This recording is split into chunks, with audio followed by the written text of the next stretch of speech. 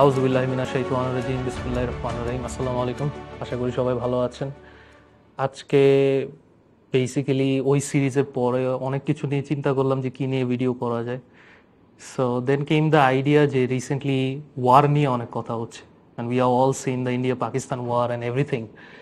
কিন্তু একটা জিনিস খুবই আজব, জিনিসটা হইল যে আজকাল ওয়ারে everybody claims to be the winners.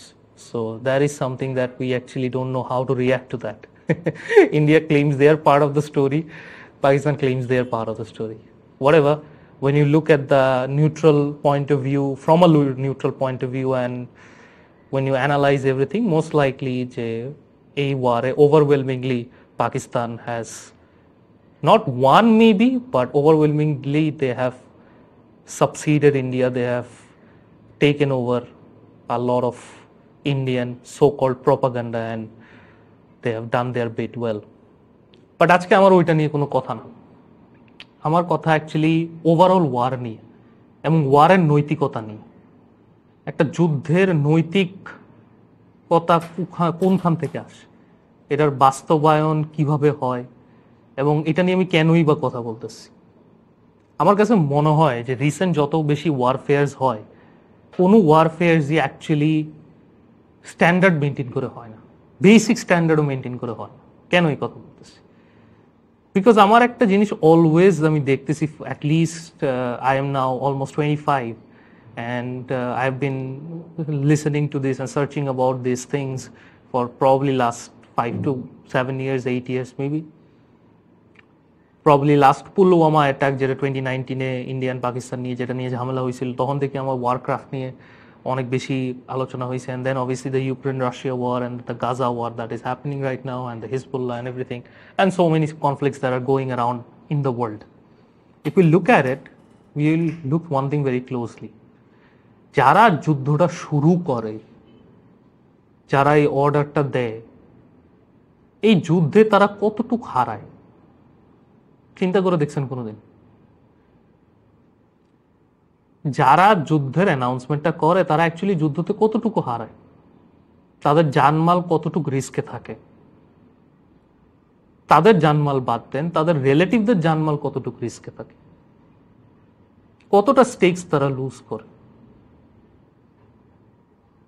তারা যে কমব্যাটে জড়িত হয়। ভ্লাদিমির পুতিন কতটুকু হারাইছে after the Russia Ukraine war, Benjamin Netanyahu কতটুকু হারাইছে after this Gaza war, how much? আমি ওয়ার শুরু করলাম তো আমার তো ক্ষতি হইতে হবে ভাই। কোনো কিছু হারলে আমি হারবো, জিতলে আমি জিতবো, এটা বেসিক পয়েন্ট অফ ভিউ। এটা তো পাওয়ার ডাইনামিক্স, তাই না? আমি একটা স্পোর্টস যখন খেলি, হয় আমি জিতবো বা হারবো, হারলে তো আমিই হারবো, নাকি অন্য কেউ হারবে? এটা কেমন ধরনের যুদ্ধ হয় যে আমি একটা জিনিস অ্যানাউন্স করি এবং যা জীবন যায় অন্য সিভিলিয়ানদের এবং নর্মাল সোলজারদের? ইন্ডিয়ান পাকিস্তানের ওয়ার হচ্ছে ভেরি গুড, মারা যাইতেছে শুধু সিভিলিয়ানরা আর কিছু local young army officer. Weird ব্যাপার জিনিসটা। কয়টা পলিটিশিয়ানের ক্ষতি হইতেছে ইন্ডিয়াতে আর পাকিস্তানে? আর্মি চিফের ক্ষতি হইতেছে কয়জনের? আজব ব্যাপার জিনিসটা। আমি আপনাদের একটা এক্সাম্পল দিই। হিস্ট্রিতে এরকম হয় না যখন আমাদের এটা হচ্ছে।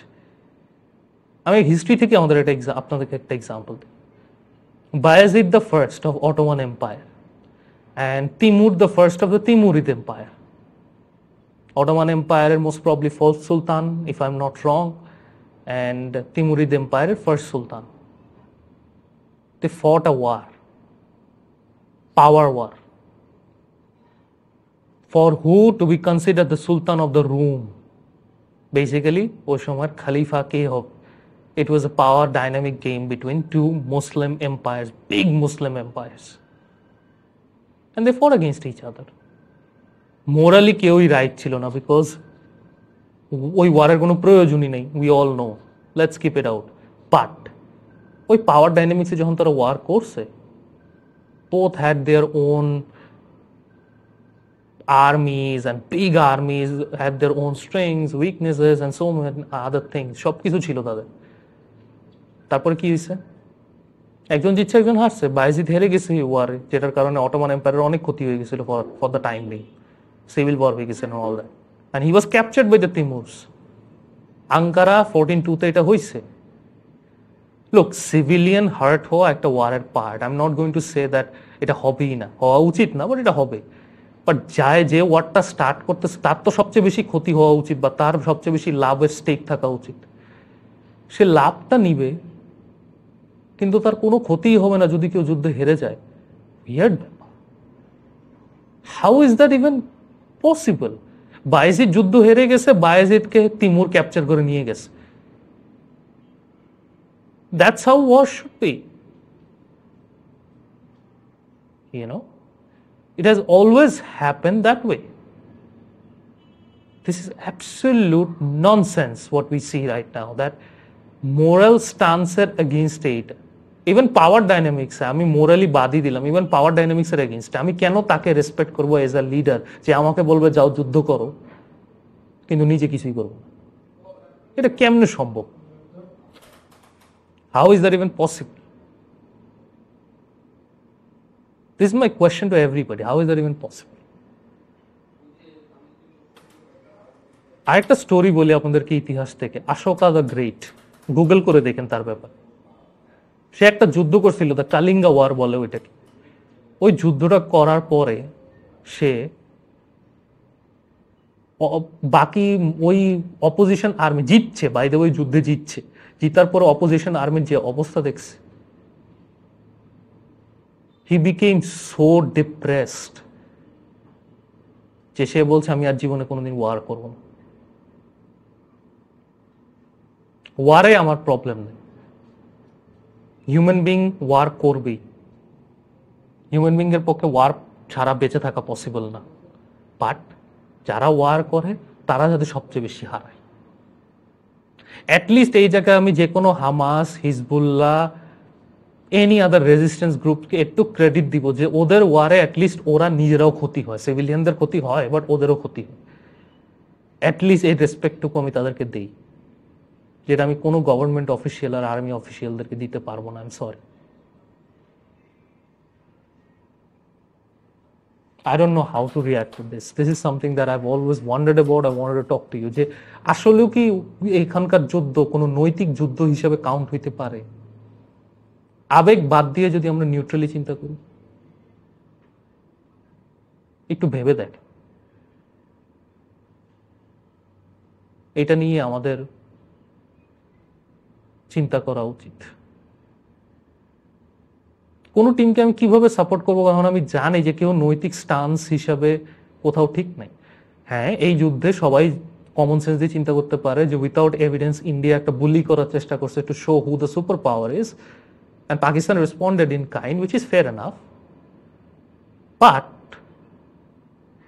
only civilians have lost, and few of the army officers who are juniors have lost their lives and whatever their stakes. ওদের রেসপন্সিবিলিটি কয়জন নেবে? খুব কম মানুষই নেবে, ভুলে যাবে। আজকে কথা বলে তাকে নিয়ে ভুলে যাবে। How much has Narendra Modi or Shahbaz Sharif or Asim Munir, of Chief of Pakistan, has lost in this war? কতটুকু? Having said that, by the way, to my fellow Bengalis and Bangladeshis, everyone, যদি এই missile এদিক ওদিক হয়ে যায় আর এদিকে পরে, আমাদের কিন্তু কোনো এয়ার ডিফেন্স সিস্টেম নাই। ঠিক আছে? সো এটা আমাদের মাথায় রাখা উচিত। আমাদের ওয়ার প্রিপেয়ার্ড আরো বেটার ভাবে হওয়া উচিত, otherwise we have no chance of survival. আর আমাদের গাজার মতো এতটা ইমান শক্তিও আছে নাকি যে আমরা এটা নিয়ে সার্ভাইভ করতে পারবো? I really doubt so. Anyways, that's not the topic today. I just want to talk about the morality of war, and I'm sorry, I can't find it. Thank you for listening. Stay tuned for further videos. Assalamu alaikum.